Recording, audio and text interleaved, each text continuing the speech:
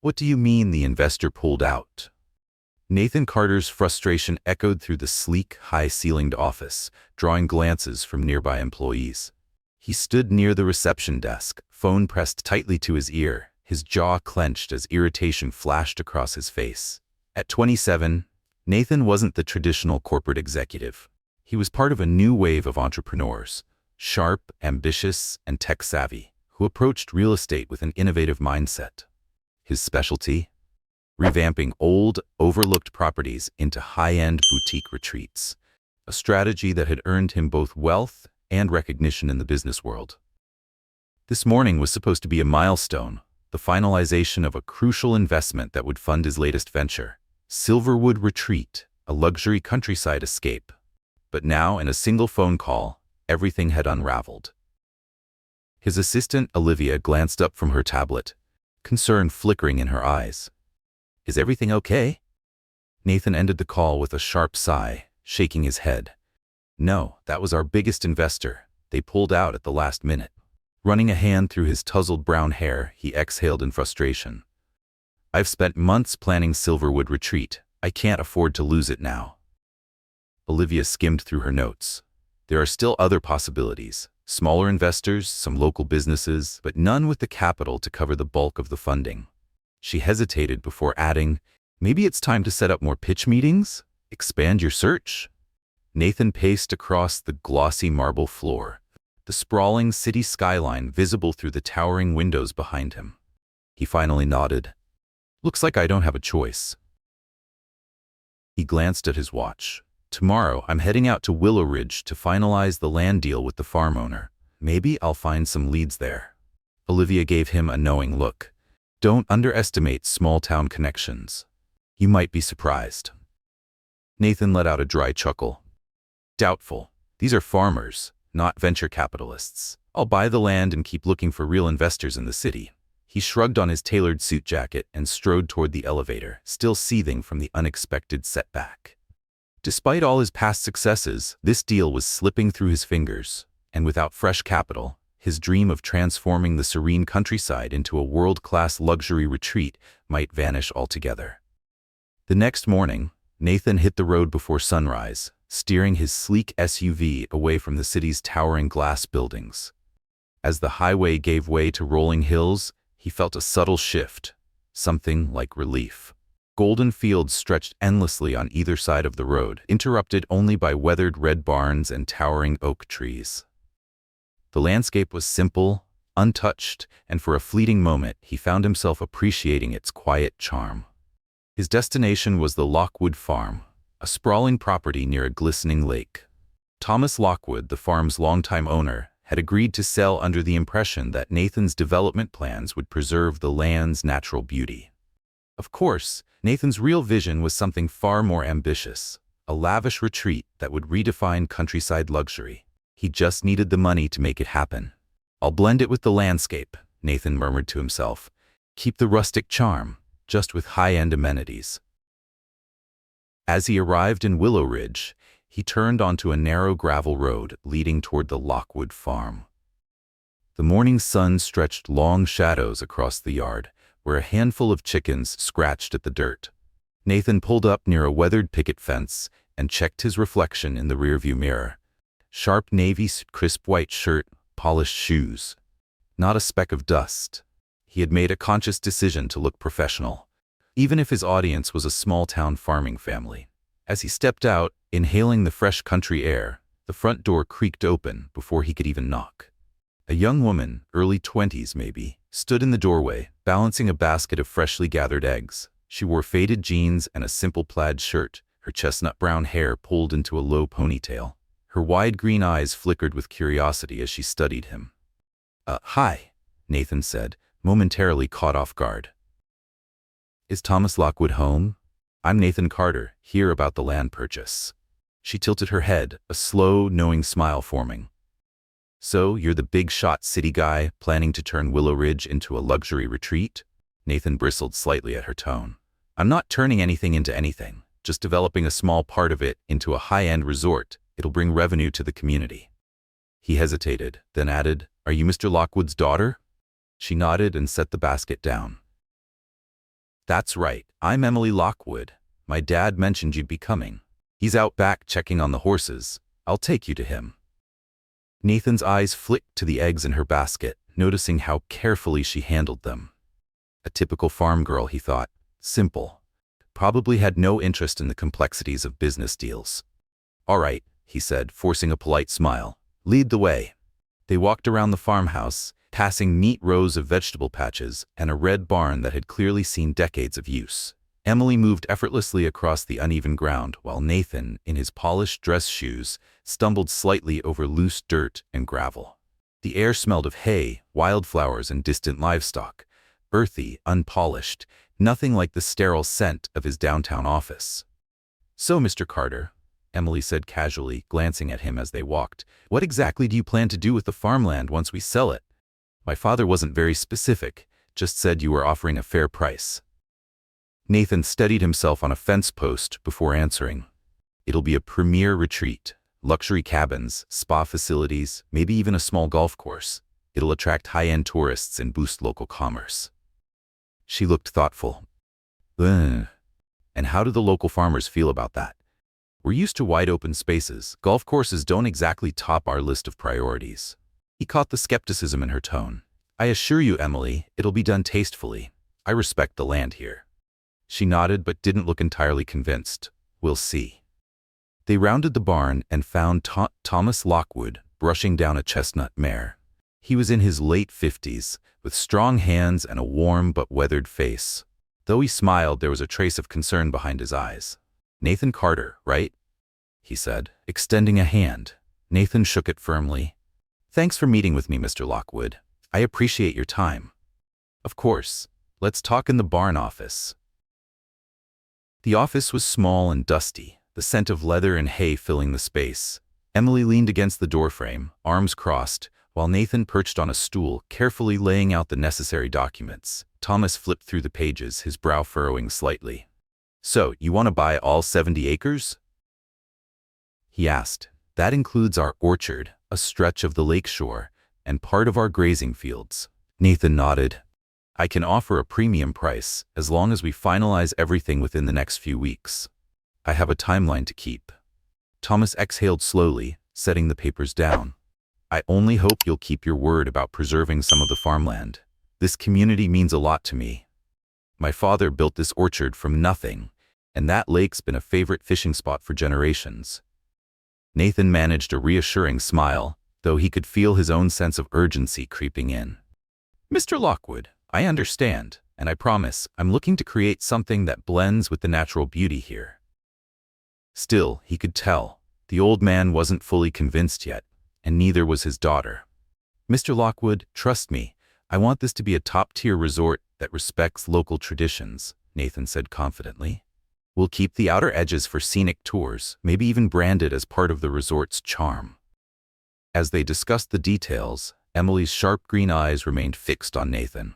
She spoke little, but her occasional scoffs and subtle frowns made her skepticism clear. After an hour of negotiations, they reached a preliminary agreement, a fair price, a partial deposit, and a timeline for the official closing. Nathan stood, extending a handshake. I'll have my legal team draft the final contract. I appreciate your cooperation, Mr. Lockwood. Thomas clasped his hand firmly. You drive a hard bargain, son, but you seem earnest. Let's just hope everything goes smoothly. Emily's voice cut in, quiet but firm. Sometimes things don't go as smoothly as city folks imagine. Willowridge is bigger than your vision boards. Nathan stiffened. I get that, but I'm prepared to see this through. Their eyes locked, tension flickering between them. He could sense her disapproval, but she was just a farmer's daughter, probably uninvolved in the financial side of things. He shrugged it off. He had bigger concerns now, securing the investment to break ground. What he didn't know was just how central Emily Lockwood would become, not just to the deal, but to his entire future. This was only the beginning of a journey that would challenge everything he thought he knew. The days following Nathan's visit to Willowridge were a blur of phone calls, meetings, and desperate attempts to secure the major funding needed to begin construction. The Lockwood Farm agreement hinged on his ability to prove he could finance the build. Otherwise, the deal could fall apart. One afternoon, as he sifted through emails, a message from his bank caught his eye. Loan application denied. His stomach clenched. He had counted on that sizable loan to supplement his own capital. Now, with the rejection, he risked running short. Frustration burned through him as he marched into Olivia's workspace. "The bank just turned me down," he said, his jaw tight. "They think the Silverwood Resort concept is too risky, too rural, uncertain ROI. Olivia's face fell. "That's not good. Maybe we can reapply or find a different lender." Nathan paced like a caged animal. "We could, but it'll take time we don't have. The Lockwoods want a deposit soon, or they might consider other offers. Our window is closing, Olivia." She sighed, thinking, "What about private investors? We've tried some, but maybe we need to broaden our reach. Could we pitch the project at an upcoming venture forum?" Nathan raked a hand through his hair. "I can try, but the ones I've approached either want too much control or don't believe in building a resort in farmland. Everyone's cautious." He slumped into a chair, uncharacteristic defeat tugging at him. "If only my first big investor hadn't backed out," he muttered. "Or if I could find just one person who believes in Willowridge's potential." Olivia's voice softened. "Don't lose hope, Nathan. You have a talent for turning improbable ventures into successes. Something will come through." He inhaled deeply, nodding. He had never been this close to seeing a dream slip away. Silverwood Resort meant everything to him. He prided himself on transforming overlooked spaces into luxurious destinations. But now, the numbers weren't adding up. A few days later, Nathan found himself driving back to Lockwood Farm. He had promised Thomas Lockwood an update, but he dreaded admitting the funding crisis. He hoped to buy more time, maybe renegotiate the deadlines. As he pulled up the gravel driveway, he spotted Emily feeding the chickens by the barn. The morning sun lit her hair, giving it a golden hue. She noticed him and set down the feed bucket, raising an eyebrow. "Back again, city man? Don't you have bigger fish to fry?" Her tone was playful, but her eyes still held a trace of wariness. Nathan forced a thin smile. "I need to speak with your father. Is he around?" Emily nodded toward the orchard. "He's checking on the apple trees." Then her gaze flickered over his tense posture. "Something wrong?" Nathan hesitated. He had planned to keep his financial troubles private, but Emily's directness caught him off guard. "Just some complications," he said stiffly. "Don't worry about it." She shrugged. "Suit yourself. But if you think you can hide things from my dad, good luck." They walked through neat rows of apple trees, many of them in bloom, filling the air with a sweet fragrance. Thomas Lockwood stood among them, pruning the branches, his weathered face lighting up when he saw Nathan. "Morning, son. Everything going as planned?" Nathan swallowed. "Actually, I might need a slight extension on the deposit date. My funding timeline is shifting." Thomas frowned, leaning against the trunk of a gnarled apple tree. "That's not what we agreed on, Nathan. I turned down another buyer because you seemed certain." Nathan felt his face heat. "I know, and I'm sorry, but I'm working on securing new investors. I just need a few more weeks, maybe a month." Thomas sighed heavily. "A month, huh? I suppose we can do that, provided it's actually feasible." Emily, who had been quiet up until now, crossed her arms. "I told Dad that you might not see this land the same way we do." Thomas gave her a pointed look. Now, Emily, hold on." He turned back to Nathan. "I just want you to understand, we care deeply about these acres. If you can't secure the funds soon, we'll have to reconsider. We can't wait forever." Nathan's chest tightened. "I promise, I won't let you down." Thomas studied him for a long moment before nodding. "All right, 1 month, but after that we'll have to look elsewhere." As they walked back toward the farmhouse, Emily suddenly turned to Nathan. "You're risking a lot on this dream. Are you sure you know what you're doing?" The question stung. He had spent years proving himself, yet here he was, scrambling. "Yes, Emily," he said, his frustration rising. "I've built successful projects before. I can do it again." She studied him closely. "Then why do you look so uncertain? You don't fool me." He stopped walking, turning to face her. "Because it's complicated, okay? Money doesn't grow on trees." He let out a sharp exhale.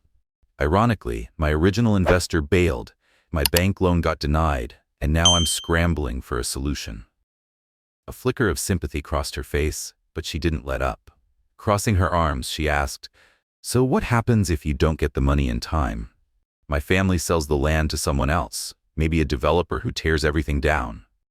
Nathan bristled. I'm not the bad guy here, Emily. I want to preserve the orchard's charm. I'm just stuck right now. She bit her lip, glancing back at the trees. I don't want Willowridge turning into a soulless resort, but Dad says you offer decent terms, and if you can't buy it, who knows what the next buyer will do. He nodded grimly. Exactly, so trust me, I'll find a way. For a moment, their gazes locked, tension mixed with an unexpected mutual concern. Finally, Emily took a step back and nodded. Okay then, I hope you succeed. That evening, Nathan was invited to stay for dinner. A courtesy from Thomas, who insisted on hospitality. Around the worn wooden table in the cozy farmhouse kitchen, they shared homemade stew, cornbread, and lively conversation about the unpredictable weather and orchard management. Nathan expected the usual small-town chatter, but Emily surprised him. She spoke with sharp insight about farmland economics and produce distribution channels, far from the naive country girl he had assumed she was. For the first time, he found himself intrigued by her. The earlier friction between them remained, but beneath it he sensed a growing respect. When she teased him about city dwellers being clueless in the country, he shot back. Guess I'll need country lessons to navigate a tractor. They laughed, the tension between them easing, at least for the moment. After dessert, Emily walked Nathan out, the night air crisp around them. Overhead, the stars burned brilliantly, the quiet hum of crickets filling the space between them.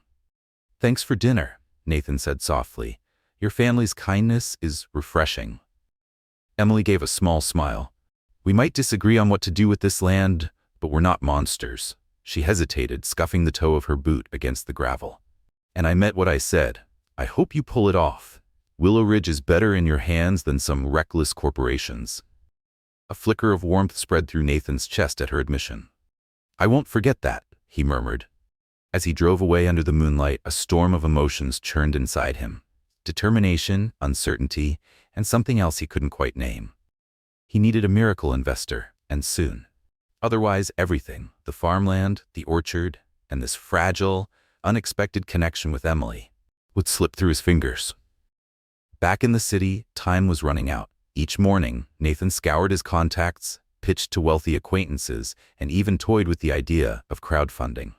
The calendar in Olivia's office loomed like a countdown to disaster, marking the final day of his month-long extension. 1 week left. The weight of it settled heavily on his shoulders.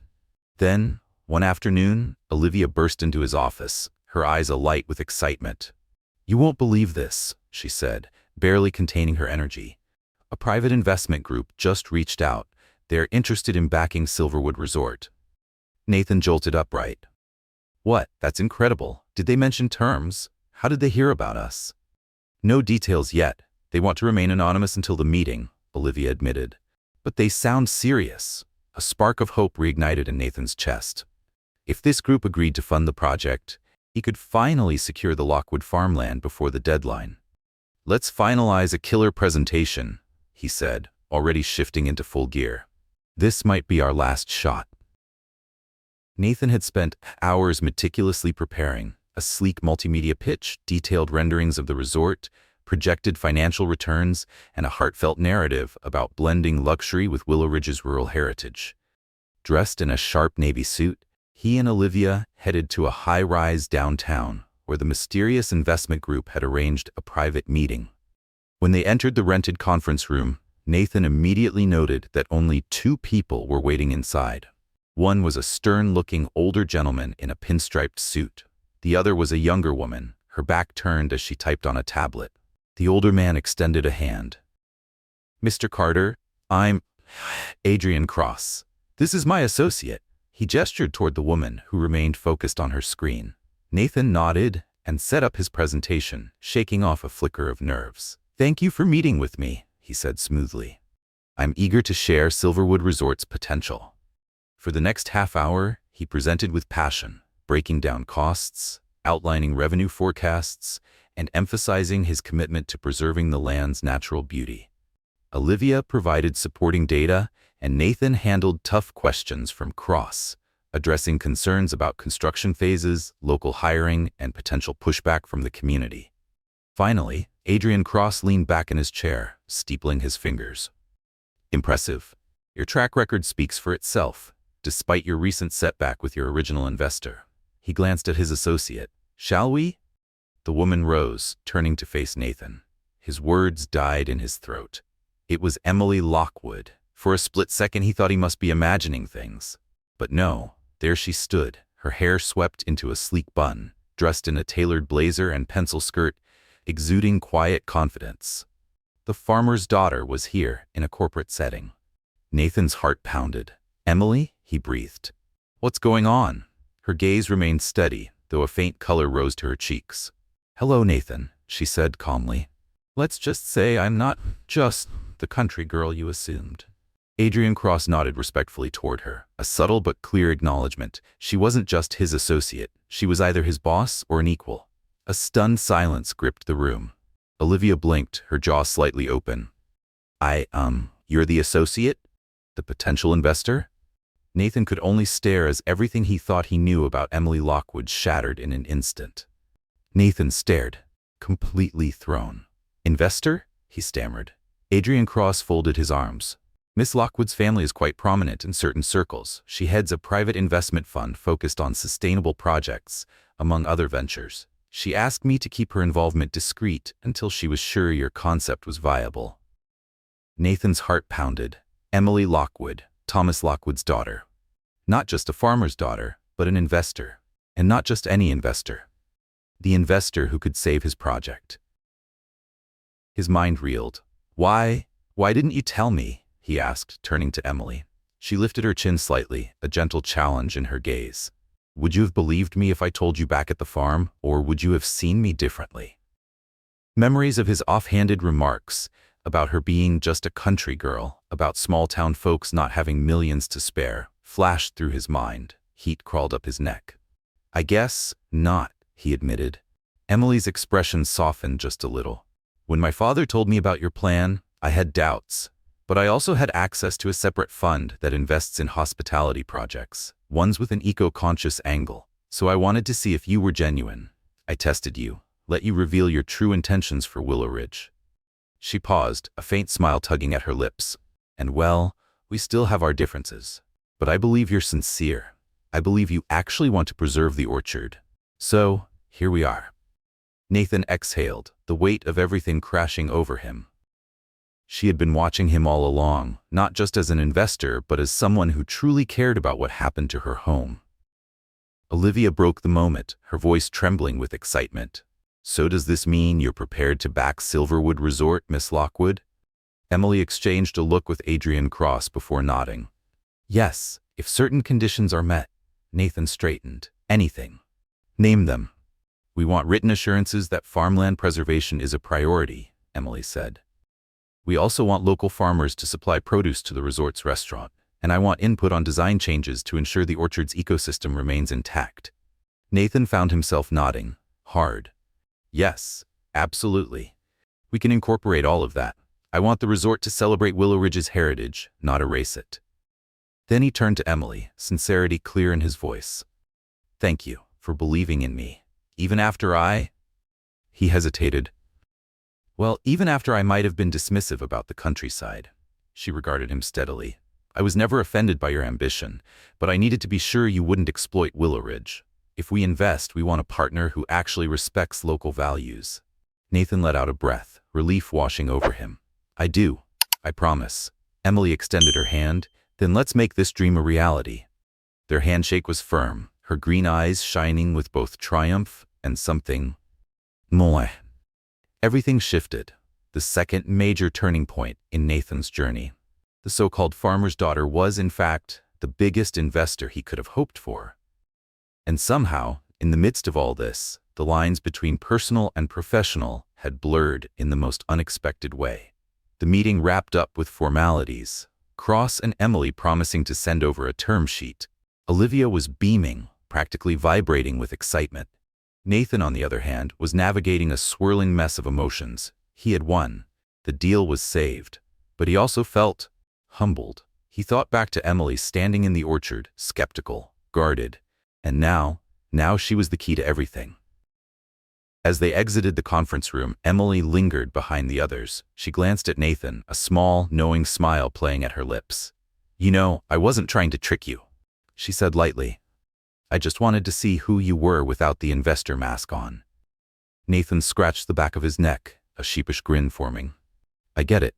You saw me at my worst. Maybe that's for the best." She hesitated before adding softly, "I believe we can do great things together for Willowridge." Warmth spread through Nathan's chest. He held her gaze, something unspoken passing between them. "I won't let you down," he promised. Their eyes locked, a spark flickering between them, something deeper than just business. As Emily turned to go, Nathan caught her elbow gently. "Hey," he said, his voice quieter now. "If you're free, maybe we could talk more about the orchard. Over dinner, soon." Emily's smile deepened, her eyes glinting with something unreadable. "I'd love to." Emily studied his face, a curious blend of caution and something softer in her gaze. "Dinner?" She let the word linger before nodding. "Sure, let's do that." And just like that, the puzzle pieces clicked into place. Emily Lockwood was no ordinary country girl. She was a formidable investor, deeply tied to this land in ways Nathan had never fully understood. And for all his big city bravado, he realized he had never met a woman quite like her, quietly powerful, unwaveringly loyal to her roots. Suddenly, Silverwood Resort was no longer just another business venture. It was something deeper, a responsibility, a partnership, a bridge between his vision and her legacy. With Emily's investment on the horizon, Nathan threw himself into finalizing the resort plans. Over the next few weeks, tension eased as his financial security strengthened. He paid the Lockwoods' deposit right on schedule, officially securing the farmland deal. Meanwhile, Emily's involvement reshaped the project. She pushed for eco-friendly modifications, expanding orchard-themed tours, partnering with local farms to supply the resort's restaurant, and ensuring minimal environmental disruption. But their newfound alliance wasn't without friction. Emily had strong opinions about preserving the authenticity of the farmland. Nathan, on the other hand, aimed for a polished, upscale feel, one that sometimes clashed with her more rustic, preservationist mindset. One afternoon, standing over blueprints laid across a makeshift table near the orchard, the tension between them boiled over. "You can't pave over half the orchard entrance," Emily said, her arms crossed. "It'll ruin the scenic approach." Nathan gestured at the plans. "Guests will be arriving in vehicles, some in luxury cars. They'll need a smooth drive and convenient parking. If it's all dirt and gravel, we risk bad first impressions." Her cheeks flushed. "Are you designing for comfort alone, or do you actually want an immersive rural experience? Because Willowridge's charm is in its landscape, Nathan." He exhaled, running a hand through his hair. "We can find a middle ground. What if we do a partial paved lane, partial gravel walkway?" "I'm not ignoring your concerns, Emily." She pressed her lips together, clearly still skeptical. But after a pause, she gave a reluctant nod. "All right, minimal paving. Nothing more." It was an uneasy compromise, but a compromise nonetheless. Emily turned away, scanning the blooming apple trees that framed the property. "I know how important it is to please your future guests, but She hesitated, her voice quieter now. "I can't stand the thought of seeing this place buried in concrete." Nathan hesitated before placing a reassuring hand on her shoulder. "I get it, I really do. Let's bring in a landscaping expert, someone who can help us balance nature and convenience." She sighed, tension slipping from her posture. "Thank you. She glanced around. "This orchard is personal to me. My grandfather planted these trees. I grew up running around here." Nathan's gaze softened. "And I want your future kids to be able to do the same. Let's be partners in this, Emily." Something flickered across her face, an emotion she quickly masked. They were building more than a business together. They were blending her roots with his ambition. As construction finally began, Nathan spent most days on site, overseeing the resort's progress. Emily was frequently there too, sometimes with her father, sometimes with local farmers, sometimes with Adrian Cross, reviewing numbers and contracts. But in the quiet moments, when they weren't debating logistics or signing documents, they stole time together. They walked the lake's edge, discussing orchard management and new marketing strategies. Their banter turned from clashing arguments into playful teasing, the lines between business and something else blurring more each day. One evening, after a particularly long day, they wandered beneath the orchard's canopy, the setting sun casting streaks of orange and pink across the sky. The scent of apple blossoms drifted on the warm breeze. Emily gazed at the partially constructed cabins nestled among the old oak trees. "The progress is incredible," she murmured. "You've really made sure there's minimal disruption. I appreciate that." Nathan hesitated for only a second before sliding his hand into hers. Tentative, testing. She didn't pull away. "Couldn't have done it without you." Nathan let out a breath, his eyes sweeping over the orchard, now bathed in golden twilight. "I've realized something," he said softly. "Willowridge isn't just another business venture. It's special." Emily squeezed his hand gently. "It's always been special to me," she admitted, "but now I see it transforming in a way I never imagined. If we can truly blend luxury and farmland, maybe we'll create something that helps this community thrive." Nathan turned to face her, his heart thrumming. "We will," he promised. "And Emily, I'm grateful for seeing potential in me, in this project, even when I was completely clueless about rural life." A playful smile touched her lips. "You've learned a lot. You even managed to drive a tractor without stalling it." Nathan chuckled. "Well, I had a great teacher." Their eyes locked, unspoken feelings flickering between them. Slowly, he leaned closer, testing the moment. Emily's gaze flicked to his lips, then back to his eyes. The orchard rustled in the evening breeze, a quiet hush settling around them. Then, they kissed. Soft, warm, a realization passing between them that their connection was no longer just about business. When they finally pulled away, Emily let out a small, breathy laugh. "Looks like we're merging more than just farmland and resort plans." Nathan brushed a stray strand of hair from her face, his voice low. "Indeed, now it's personal." Months later, Silverwood Resort was nearly complete. Wooden cabins offered panoramic views of the orchard and lake. A farm-to-table restaurant sourced fresh produce from local farmers. A luxury spa was discreetly nestled among groves of pine. But the orchard remained the heart of everything, untouched, its trails winding beneath branches heavy with fruit. Nathan planned a soft opening, inviting select guests and local officials. Emily, ever committed to the community, organized a charity gala, with proceeds supporting small farms in the area. The day arrived, shimmering with possibility. People in elegant attire mingled with locals, admiring the seamless blend of modern luxury and rustic charm. Thomas Lockwood stood nearby, pride shining in his eyes as guests sampled apple-infused dishes, thanks to Emily's careful input. Olivia, beaming, managed event logistics with flawless precision. Adrian Cross conversed with potential investors, already singing the resort's praises. Nathan, dressed in a tailored suit, but with rugged boots instead of polished dress shoes, a quiet tribute to Emily, guided visitors along the orchard trails and into the main lodge.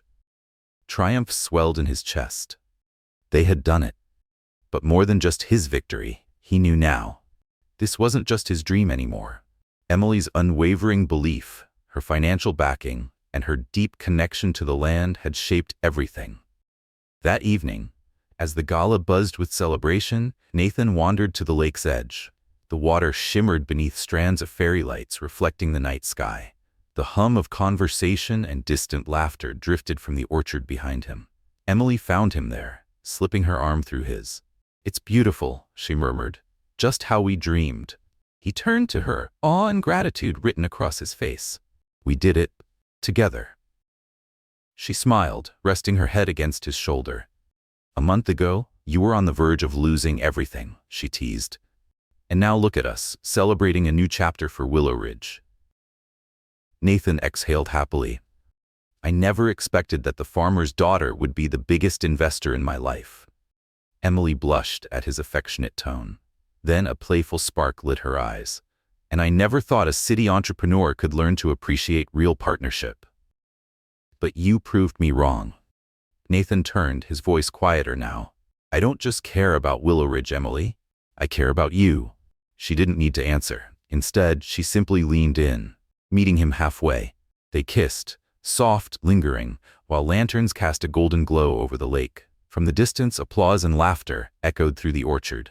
Silverwood Resort was officially a success, a place where big dreams, deep roots, and true partnership had woven together into something neither of them had ever expected. As laughter and conversation filled the air, Nathan and Emily stood by the lake, taking in the moment. The Silverwood Resort was more than just a business triumph. It was a testament to the power of vision, resilience, and unexpected partnerships. He had once believed success was built on numbers and strategy, but now he knew it was also built on trust, respect, and a willingness to see beyond first impressions. Emily had once feared that progress meant losing her family's legacy, but now she saw that the right kind of progress could preserve it. Together, they had merged two worlds, one of ambition, one of tradition, into something greater than either of them had imagined. And in the process, they had found something even more valuable than success. They had found each other. A young entrepreneur once thought a farmer's daughter was just a country girl, until she became his greatest investor. We hope this story warmed your heart and reminded you that true potential often lies where we least expect it. If you enjoyed this tale, we invite you to subscribe to Soul-Stirring Stories, where romance, ambition, and uplifting surprises come together to create unforgettable journeys. Bookmark, go back, join us today, and never miss another captivating story.